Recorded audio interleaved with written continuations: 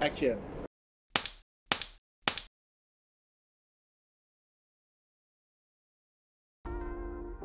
Mungkin boleh Oke, perkenalan dulu dong. selamat siang rekan-rekan semua dari Sekwis. Perkenalkan, nama saya Troy Dimas Panjaitan, biasa dipanggil Dr. Troy atau Troy. Saya dokter ortopedi, spesialis bedah tulang dari Rumah Sakit Mitra Keluarga Kelapa Gading, subspesialisasi di bagian bahu dan siku. Ya. Jadi beberapa waktu lalu nih dong, saya tuh ya namanya weekend kita suka mager gitu ya, santai-santai, tidur-tidur. Tapi bukannya malah seger, tambah capek, pegel-pegel gitu. Kemudian saya scrolling tuh di Google. Wah, ternyata anak muda juga bisa kena osteoporosis. Nah, ini menarik nih. Yang saya pikir mungkin kebanyakan juga berpikir osteoporosis kan penyakit lansia, begitu ya. Tapi kok ternyata bisa kena ke anak muda. Mungkin gimana tuh dok? Sebenarnya osteoporosis itu apa? Gitu. Oke, langsung dijawab aja ya. Boleh dok. Osteoporosis, simpelnya gini aja, kita pakai bahasa yang simpel ya, nggak usah yang medis-medis amat ya. Jadi kalau osteoporosis, poros itu lebih ke arah keropos ya. Jadi itu gampang mengingat ya, karena ini sering, ini pertanyaan yang paling sering kita dapat kalau di bodybuilding itu keropos sama pengapuran tuh suka kebalik-balik ya. Jadi sedikit saya kasih di awal. Osteoporosis itu istilahnya keropos tulang, atau definisinya penyakit karena berkurangnya kadar massa tulang dan perubahan mikroarsitektur tulang yang bikin tulang jadi rapuh dan gampang patah. Simpelnya gitu aja. Akibatnya apa? Ya akibatnya tulang gampang patah. Tapi kita tidak pernah sadar bahwa proses ini berjalan pelan-pelan. Terkait dengan tadi pertanyaan usia muda ya. Usia muda dok. Kalau kita nggak bisa bilang osteoporosis ini penyakit orang tua. Osteoporosis ini disadari umumnya pada saat usia tua. Osteoporosis itu gini, tulang kita itu punya kemampuan pembentukan sama perusakan. Jadi sepanjang hidup kita ada tulang dibentuk, ada tulang dibuang. Proses ini berjalan sejak dari usia muda, dari sejak bayi, sejak kita anak-anak, remaja, sampai tua. Jadi proses ini sebenarnya berjalan terus-terusan. Bedanya pada saat kecil pembentukannya lebih banyak, pada saat tua perusakannya lebih banyak. Simpelnya gitu. Nah, kalau kita jadi proses ini sebenarnya berjalan dari kita kecil sampai tua. Problemnya banyak terjadi pada usia tua, makanya orang sering bilangnya osteoporosis ini problem pada usia tua. Sebenarnya bisa terjadi di setiap level usia. Nah, banyak faktornya nih, nanti kita bisa bicarakan pelan-pelan. Tapi itu yang menyebabkan kenapa sekarang kita harus concern juga sama usia-usia muda ini. Juga bukan berarti tidak bisa kena osteoporosis, bisa juga walaupun jarang. Jarang. Nah sebenarnya dok, yang membuat proses osteoporosis ini apa sih? Yang membuat lebih cepat atau anak muda bisa menderita osteoporosis itu apa? Nah, mungkin jawabnya gini. Seperti saya bilang, osteoporosis ini kan penyakit pada tulang. Betul. Ya, tulang itu kandungan utamanya itu kalsium. Kalsium. Ya, 99% kalsium itu berada di dalam tulang. Itu yang membuat tulang kita tuh keras. Ya kan, sehingga kalau misalnya kita kekurangan kadar kalsium dan lain-lain, ya tulangnya mulai keropos secara perlahan. Kalau osteoporosis yang kita tahu yang pada usia tua, itu kan sebenarnya proses yang terjadi karena usia ya. Itu namanya primer, osteoporosis primer. Memang semakin tua, badan kita akan kepadatan tulang kita akan semakin turun. Tapi kalau pada usia muda, ini banyak faktor. Jadi tidak hanya karena faktor usianya saja, tapi ada faktor-faktor lain. Contohnya, misalnya penyakit.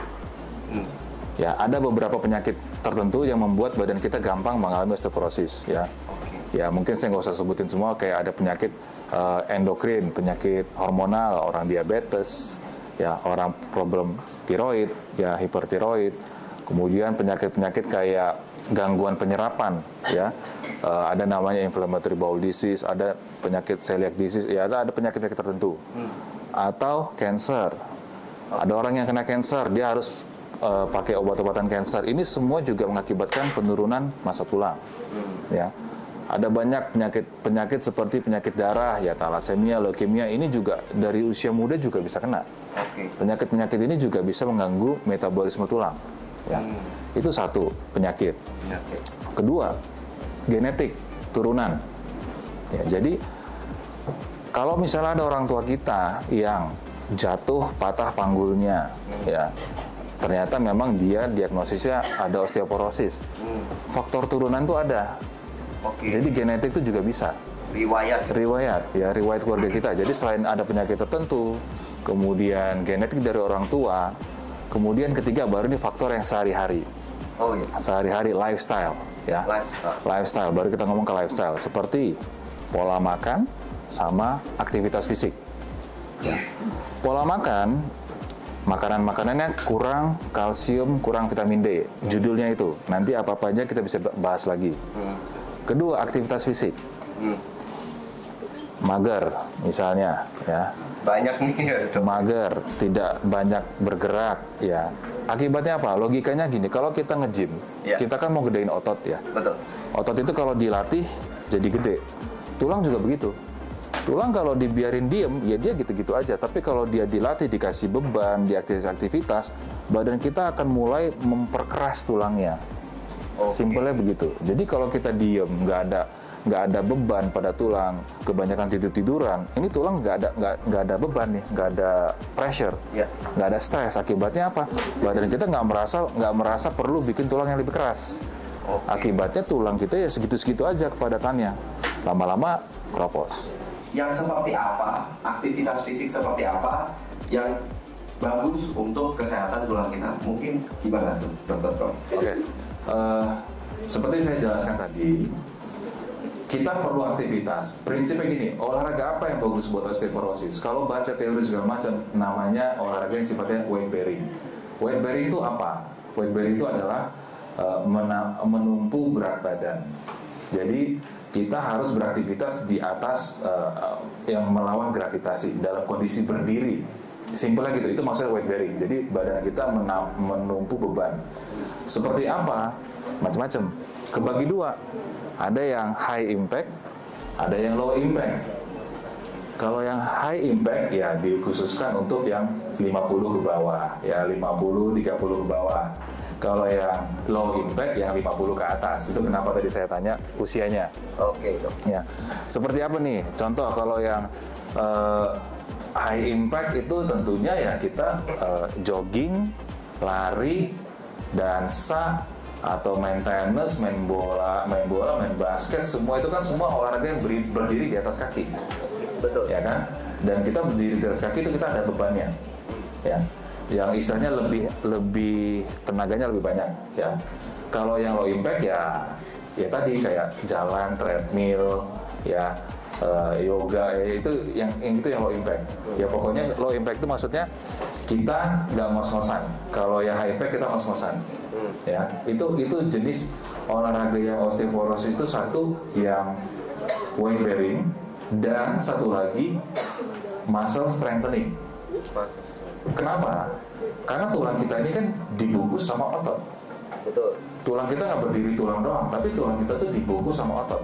Kita perlu otot yang kuat, yang balance, yang stabil untuk menopang tulang itu. Karena kalau enggak ya percuma. Makanya jadi dua tipe nih olahraganya. Weight bearing sama muscle strengthening, ya. Berapa lama? Nah, secara prinsip ya kalau yang 50 ke atas paling tidak 30 menit 3 kali seminggu, ya. Kalau yang 50 ke bawah 60 menit 5 kali sampai 6 kali seminggu. Teorinya ya. Kenyataannya susah. Iya. Kira-kira gitu model aktivitasnya. Kalau dari segi nutrisi sendiri, apakah itu berpengaruh? Ya. Dan mungkin misalnya nih, seandainya saya rajin berolahraga 6 kali seminggu nge-gym dok. Terus ya namanya anak muda, kalau malam ya Ya minum lah dong, minum alkohol. Kalau ada alkohol udah pasti temennya, waduh anak baik semua, nggak ada yang rokok gitu ya, atau nge-vape gitu. Apakah itu berpengaruh juga dong sama osteoporosis? Ya, umur-umur muda dia sudah biasa ngerokok, itu dia akan mempercepat menopausnya.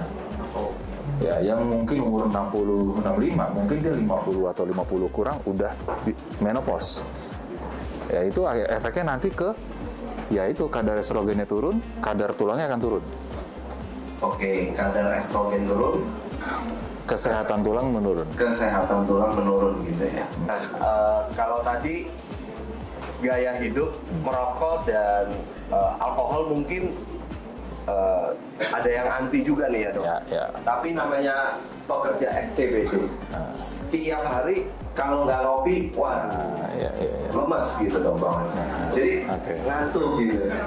Apakah kebiasaan ngopi ini juga berpengaruh dong? Kan kalau ngopi biasa pakai susu ya, jadi latte. Apakah pengaruh tuh terhadap osteoporosis? Oke, ini juga pertanyaan cocok nih. Ya itu kan itu ada ice coffee saya lihat ya. Jadi itu ada minum ya. Kopi ini kan kekinian ya, maksudnya hampir di mungkin kita sekian 100 meter ada kalau ice coffee di mana-mana ya. Jadi fenomenal deh kalau ice coffee ini kita lihat. Kopi sebenarnya gini, dalam batas yang baik sih nggak apa-apa ya. Tapi secara teori ya, ini kita ngomongin teori, ada batas. Kopi itu kan mengandung kafein ya. Sorry, kopi mengandung kafein, kebalik saya. Kafein itu ada batas normalnya. Prinsipnya gini, 400 mg kafein itu batas per hari ya, 400 mg. Nah sekarang bagaimana menakarnya kan gitu. Kan kita kadang-kadang pagi-pagi ada orang minum kopi dulu, nanti siang minum kopi lagi, malam minum kopi lagi ya itu. Ini harus dibatasi. Jadi secara penelitian 400 mg kafein itu sama dengan 3-4 gelas kopi yang 250 ml. Ya, jadi kopi yang 1 cup kecil ya. Batasnya 3 sampai 4 ice coffee. Ya, jadi oke, boleh kita perlu kopi, saya juga tiap pagi minum kopi, tapi kita tahu batasnya karena kopi itu secara prinsip mengurangi absorpsi kalsium ke dalam tulang. Efek buruknya itu. Tapi kita bisa modifikasi kan. Nah benar tadi, campur susunya kalau bisa yang low fat, rendah lemak. Karena susu sendiri itu adalah sumber kalsium. Nah jadi dia seperti dimodifikasi. Jangan kalau mau espresso oke, espresso tapi itu dia mengganggu, dia memberikan 100 mg kafein. Jadi jangan langsung double shot, itu udah 200. Minumnya 3 kali sehari itu udah 600, udah lewat batas kita 400. Kan gitu ya. Kemudian kan selain kopi juga pasti kalau gini sering minum energy drink ya. Ya kayak cutting dan apa sejenisnya lah. Perlu diingat juga energy drink itu sekitar 100 sampai 100 mg kafein. Jadi jangan lebih dari 2 atau 3 jangan kaleng gitu. Itu batasan karena secara nggak langsung itu akan banyak sekali kafein. Kafein itu menurunkan absorpsi kalsium ke dalam tulang. Itu kira-kira. Oke, gaya hidupnya kita kurangin nih, alkohol, rokok, kopi gitu. Tapi ternyata kena juga dengan osteoporosis. Itu apakah sebenarnya masih bisa disembuhkan dok, osteoporosis itu? Oke. Mendiagnosis osteoporosis itu nggak gampang ya. Tidak langsung ini osteoporosis enggak. Kita menegakkan diagnosis osteoporosis itu panjang prosesnya, apalagi usia muda. Kalau orang tua 70 tahun patah, oh ini osteoporosis nih, kita bisa langsung subjektif dan kebanyakan benar. Tapi kalau usia muda 50 tahun ke bawah atau 30 tahun ke bawah, kita nggak gampang bilang orang osteoporosis. Karena sekalinya diagnosis osteoporosis tegak, seumur dia akan penyakit itu akan ada terus, osteoporosis. Ya dia akan kita bilang osteoporosis. Tapi untuk menegakkan diagnosis itu nggak gampang. Ya ada secara dari history ya, riwayat penyakit kita tanya, riwayat keluarganya, ada penyakit lain, pokoknya dari semua anamnesis. Kemudian pemeriksaan diagnostik penunjang ya, ronsen, CT scan, kemudian yang DSA, kemudian periksa lab. Tapi sekalinya kita tegakkan diagnosis pun ya kita bisa lakukan pencegahan dan pengobatan. Yang ada pengobatannya, ada pengobatan osteoporosis, tapi memang sifatnya tidak menyembuhkan ya, tidak bisa menyembuhkan, bisanya mencegah perburukan dan memperpanjang resiko supaya tidak patah. Karena kan kita ngomongin osteoporosis kan resikonya patah tulang. Ya, jadi kita lakukan tindakan-tindakan yang berusaha memperkeras tulangnya, membuat dia punya jangka waktu yang lebih lama lagi untuk tidak patah gitu. Oke. Pengobatannya gitu. Prinsip terapinya seperti itu. Ketika diagnosa osteoporosis itu berat, yang bisa dilakukan ya pengobatan dan pencegahan ya dok. Pas banget nih teman-teman, karena ada rekan kita Mas Febri di sini yang berasal dari Super You, jagoannya asuransi online. Apakah Super You itu bisa mengcover untuk pencegahan dan perawatan osteoporosis? Gimana tuh Mas Febri? Oke, terima kasih nih Kevin untuk pertanyaannya. Mungkin sebelum menjawab pertanyaan dari Kevin, saya coba jelasin dulu tentang Super You-nya itu sendiri ya. Mungkin teman-teman di IG juga belum kenal banget nih sama Super You. Jadi Super You itu adalah di digital distribution channel dari Sequis Life. Ya pastinya Super You juga termasuk di dalam DNA-nya Sequis Life ya. Sudah 30 sekian tahun ya, 39 tahun berdiri dan pasti sudah sangat terpercaya sekali. Nah, kita di Super You teman-teman bisa beli asuransi secara online ya. Prosesnya juga full digital, jadi teman-teman bisa langsung kunjungi website kita, lihat di dalamnya, pelajarin sendiri dan bisa langsung beli sendiri ya. Termasuk di dalamnya juga ada premi-premi yang bisa teman-teman ketahui nih untuk kira-kira saya perlindungannya berapa sih biayanya dan segala macam. Nah di sini fiturnya adalah cepat, mudah dan terjangkau, prosesnya transparan tadi, teman-teman bisa cek sendiri preminya seperti apa, manfaatnya dan lain sebagainya. Dan juga platform digital end-to-end yang bisa teman-teman atur sendiri ya. Jadi dari Super You sendiri kita punya beberapa produk ya, termasuk ada asuransi jiwa, asuransi kecelakaan, ada juga asuransi penyakit kritis, ada asuransi untuk penyakit menular, dan yang paling best selling kita nih Super Easy Health itu untuk segala macam penyakit. Nah ini kita akan nyambung nih di sini tentang osteoporosisnya.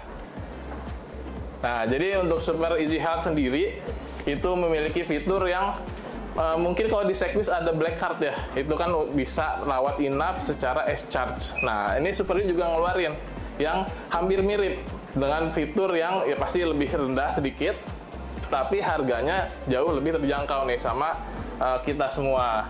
Jadi di sini Super Easy Health ini bisa memproteksi untuk rawat inap, termasuk rawat jalannya ya, sebelum dan setelah rawat inapnya. Lalu juga bisa untuk kecelakaan. Nah, batas maksimal itu bisa sampai dengan 1 miliar rupiah ya per tahunnya. Jadi teman-teman perawatannya tidak perlu khawatir nih, misalnya nanti terkena osteoporosis atau penyakit-penyakit lainnya, itu bisa ditanggung di Super Easy Health ini. Lalu yang kedua juga covernya sesuai tagihan tadi ya, jadi S-charge. Teman-teman gak usah bingung nanti ada eksesnya nggak, takut nggak di cover semua. Tenang aja, di Super Easy Health ini bisa terlindungi semua ya. Jadi teman-teman yang milenial, yang mungkin untuk keluarganya, untuk pasangannya, itu cocok banget nih untuk menggunakan Super Easy Health ini. Terus klaimnya juga sudah cashless ya. Dan usia masuk bisa mulai dari 30 hari sampai dengan 65 tahun. Dan bisa diperpanjang sampai 75 tahun. Lalu kita juga ada fitur unggulan juga nih, yaitu tanpa medical check up ya. Jadi kalau untuk Super Easy Health ini sistemnya sudah SIO atau Simplified Insurance Offering ya. Jadi hanya menjawab beberapa pertanyaan kesehatan aja. Pastinya teman-teman harus menjawab dengan jujur ya, misalnya punya riwayat kesehatan atau pernah sakit atau ditolak asuransi yang lain. Nah itu harus dijawab dengan jujur, karena takutnya nanti ketika melakukan klaim bisa jadi ditolak ya, karena ada mungkin pertanyaan yang tidak dijawab dengan jujur. Lalu di sini juga ada fitur unggulan juga, masa tunggunya cuma 30 hari ya. Nah, tapi untuk beberapa penyakit itu masa tunggunya di 12 bulan ya, termasuk untuk ya osteoporosis ini. Nah, ini nyambung nih dengan pertanyaan dari Kevin ya. Nah, osteoporosis bisa banget nih dilindungi pakai Super Easy Health. Nah, tadi juga dari Dr. Troy dijelaskan prosesnya kan untuk osteoporosis nggak mungkin dalam sehari langsung kita sakit gitu ya osteoporosis. Pasti kan ada waktunya nih, misalnya bertahun-tahun gitu ya. Nah, karena di sini waktu tunggu yang 1 tahun ini menurut saya cukup pendek ya untuk bisa mengcover osteoporosis ini. Jadi tentunya teman-teman juga dalam mencari asuransi harus pikirkan dari ketika teman-teman sehat ya, bukan ketika sakit baru mencari asuransi. Nah, itu akan sulit ya, bisa jadi sulit di underwritingnya, mungkin juga harganya lebih mahal dan lain sebagainya. Nah, untuk Super Easy Health ini kita juga tersedia 2 plan ya. Jadi yang pertama ada Silver Plan dan yang Gold Plan. Nah, mulai dari 135.000 aja, atau yang Gold Plan 215.000, teman-teman bisa terlindungi untuk kesehatannya ya ketika terjadi suatu penyakit. Oke. Nah, saya mau tanya nih Dr. Troy. 1 miliar ya, kan ini coverage hingga 1 miliar, betul? Betul sekali. Itu untuk perawatan osteoporosis maupun pencegahan cukup atau cukup banget gitu? Oke. Cukup banget. Wih, ini. Dan preminya mulai dari 135.000 aja. kurang apa coba? 135.000 terjangkau lah ya buat kita. Oke. Jadi kalau kita rangkumkan nih ya, premi mulai 135.000, limit 1 miliar gitu. Berarti dengan harga yang relatif ekonomis, kita dapat perlindungan maksimal. Kurang lebih gitu ya Mas Febri? Betul banget. Terima kasih kepada Dr. Troy dan Mas Febri yang sudah memberikan pengetahuan ya kepada kita semua terkait satu, osteoporosis itu apa, penyebabnya apa, kemudian kalau sudah terjadi apa yang bisa kita lakukan. Dan tentunya terima kasih juga kepada Mas Febri yang sudah menjelaskan kalau terjadi osteoporosis kepada ya jauh-jauh ya, salah satu di antara kita atau beberapa di antara kita, pengobatannya bagaimana? Nah, ternyata bisa dibiayai lewat Super You gitu ya. Terima kasih kembali sekali lagi kepada Dr. Troy dan Mas Febri buat waktunya.